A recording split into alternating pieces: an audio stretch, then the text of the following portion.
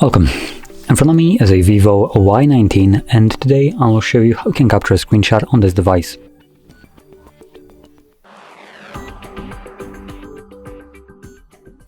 So to get started, open up content that you wish to capture, which for me I'm going to be using home screen as an example for this, so it's already open and visible. But once your content is prepped, all you need to do is hold your power button and volume down at the same time, like so. And this will capture a screenshot, give you two options, share and long screenshot, which you can only access when you have content that actually can be scrolled down, for instance, like the settings.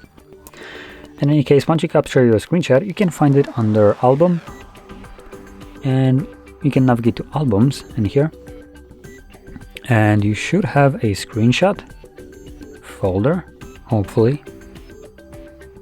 Nope, never mind. I guess we don't have a screenshot. Oh no, there it is. So it is here.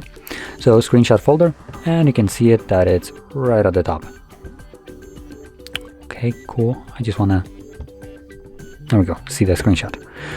So anyway, that's the screenshot, and that is how you capture your screenshot. So, and where you can also find it. So if you found this very helpful, don't forget to hit like, subscribe, and thanks for watching.